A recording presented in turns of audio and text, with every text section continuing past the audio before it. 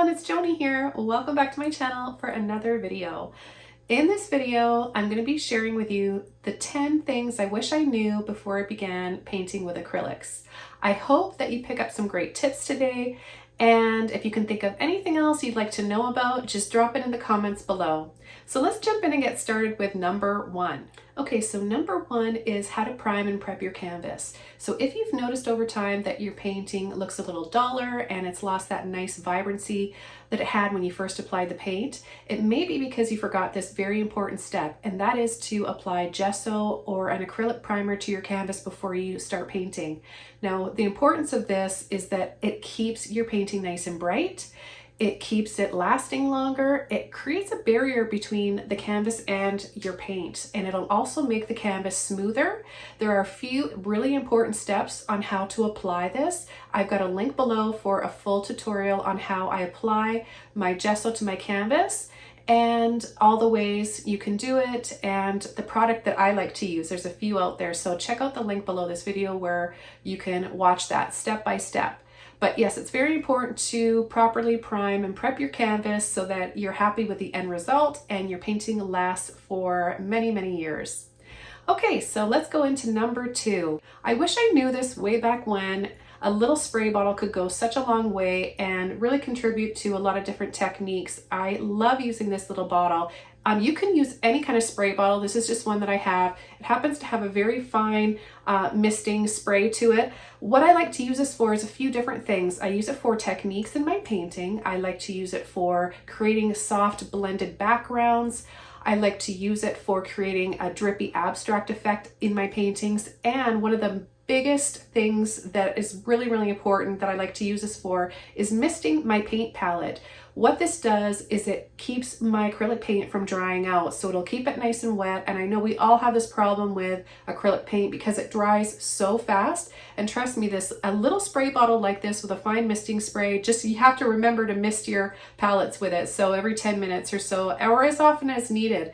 It all depends on the humidity in your room, but if you're painting in a very dry area, that's going to dry your paint out much quicker. If you live in a humid climate, then your paint may stay wet a lot longer. But just keep this in mind. I have a lot of videos. I use my little spray bottle, my water bottle, in just about every video. So you can pick up some great tips on how to use this and all the benefits. So let's go into number three. Okay, number three. So way back when I started painting over 20 years ago, I didn't know that I could wait for the paint to dry and then apply a glaze or a filter over top. So this is such an amazing and fun technique. So if you do a painting, say in grayscale first, black and white, you can wait for that to dry and then pick any color that you like and add a light glaze or a light filter over top. Now you can apply colors over color that is dried as well. And it's one of my favorite techniques. I absolutely love this. It just makes magic happen while you're painting. And you can really create a lot of depth this way. So I'll link my favorite video below where you can learn and we'll deep dive into how to do that. It's very simple and very effective. So that takes us to number four. Okay, something that I wish I knew way back when I first started painting in acrylics, and I made this mistake almost all the time. When you're working on a painting, choose one thing that you really want to be the focal point. Like if you're looking at a landscape that's beautiful, I'm sure that there's one thing in particular that stands out to you, right? And it's the same way to the viewer looking at a painting. So when you want to make a really beautiful painting and you want it to pop and be special and invoke a feeling and bring the viewer's attention to your painting, you want to just choose one thing that you want to really stand out. Now, what that means is using less detail for everything else around it. So you can either make it look really blurry in the background and not have any detail at all and just shapes and like softening everything. That's one way, out of focus and blurry. And then another way is having everything still visible and able to make out in the painting, but just lighter, softer colors, less details. You don't want to have harsh lines, and then focus on that one thing to use a little bit more time and detail and color to, and light and shadow. and I'll have a video link below for that as well, where I'll show you exactly what I mean. I forgot I had this right behind me so I can show you what I mean. So the background here is really, really blurry, and then we have some faded, blurry looking trees. And then in full focus, I've created a lot more detail on these flowers here, my wild violets. So I've got a full tutorial here on my channel on how to paint those, and I'll have that linked below as well. So remember not to make everything in full detail in your paintings, otherwise it'll be too busy and the viewer won't really know where to look and what you're trying to tell them. So focus on one thing. Okay, so number 5. Okay, this is really important, especially if you're just starting to paint and you're not knowing what supplies to get. So choosing some brushes that are decent. Now, choosing decent brushes doesn't mean you have to spend a lot of money. It doesn't mean that you have to spend hardly any money at all. So you may be able to find some brushes that are inexpensive that work really well, and I'm going to show you one of my favorite ones. And you may also find a brush that you really like that you kind of splurge on and you put it on your Christmas list or your birthday list. I've got quite a few different brushes, and I do have a series of brushes, a set of brushes that I sell along with Craftimo. They're wonderful brushes. They don't shed and they last a long, long time. I'll have a link below for those. I think they're in production right now. We sold out the last 3 releases, and now we're on to a 4th release. So stay tuned for those, as well as paints. I'm coming out with my own paints. Finally, this is something that I've really been excited about and wanted to do for a long time. I thought I would just put that out there and mention to you guys that's going to happen, and I'm so excited about that. But the brushes, what you want to do is make sure that when you get brushes, they're not watercolor brushes. So that one tip is really, really important. So you can choose acrylic brushes that are for acrylic and oil paint, and gesso as well. But what you want to stay away from, and everybody's different, but what I've noticed and what other artists and friends of mine have noticed, is that trying to paint with acrylic using a watercolor brush is really, really difficult. Like, because watercolor brushes are so soft, they don't have they don't have the right type of bristle or stiffness. Some brushes you need to be a little bit stiffer and also have a little bit of give to them, but watercolor brushes are going to be really difficult to paint acrylic with.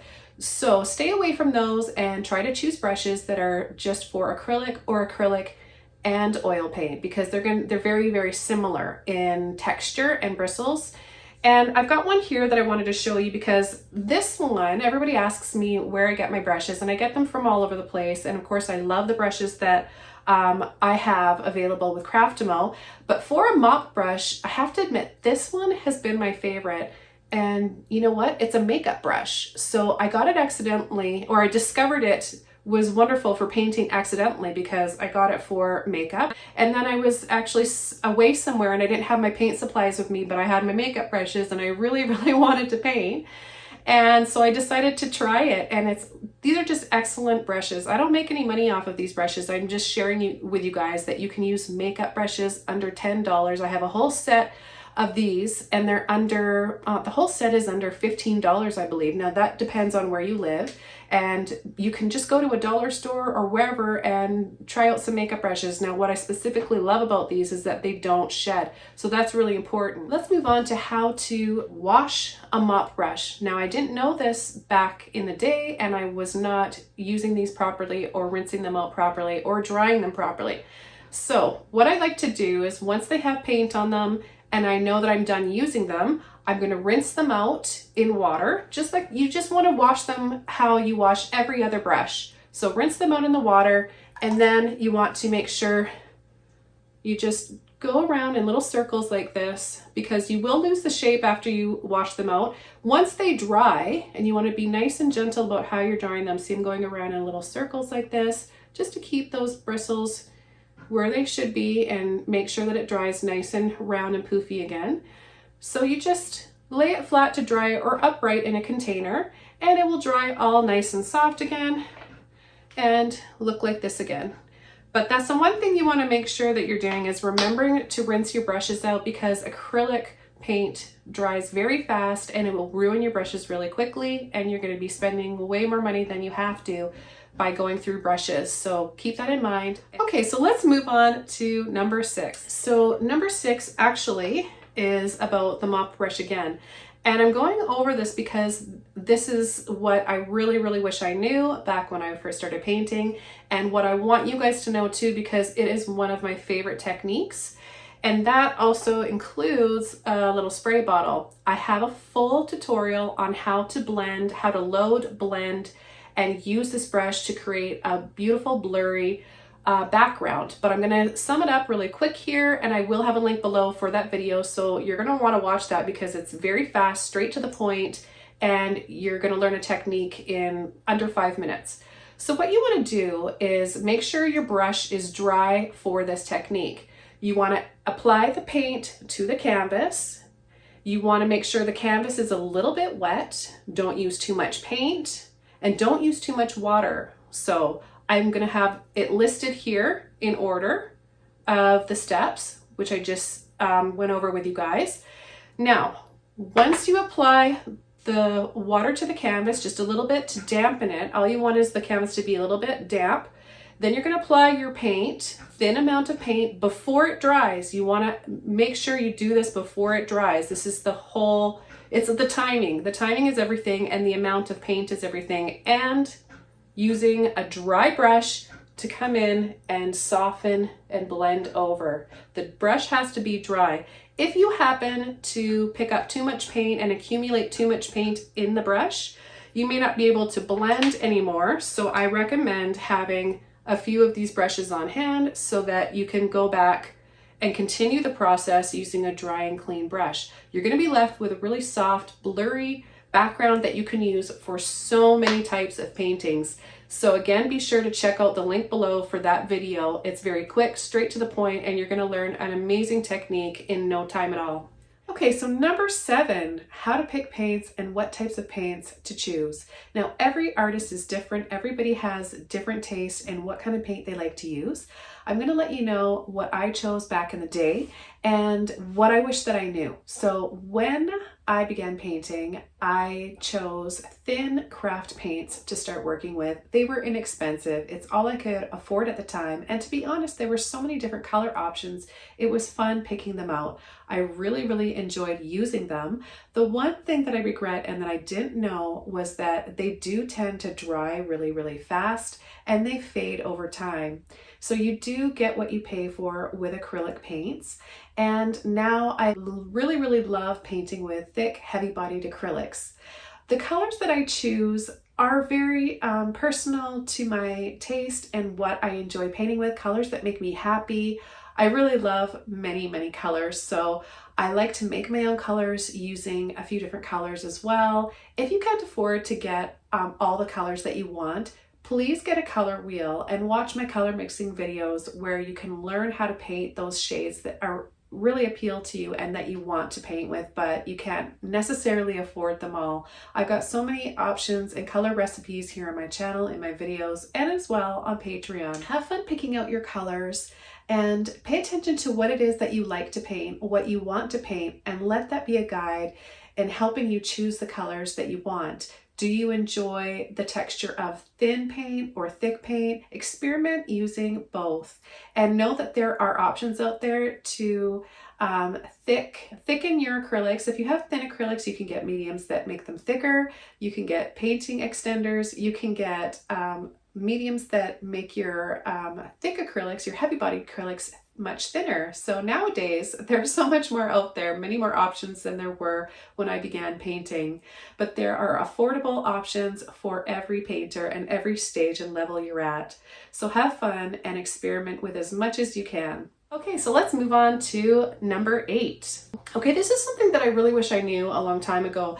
When I first started painting, and many of you are probably doing this too if you're just starting to paint, you're thinking that you need to use more paint than you really need to. So what I want to mention to you guys is when you're working on, let's use a landscape for example. So when you're working on a landscape, what you want to do is paint background to foreground.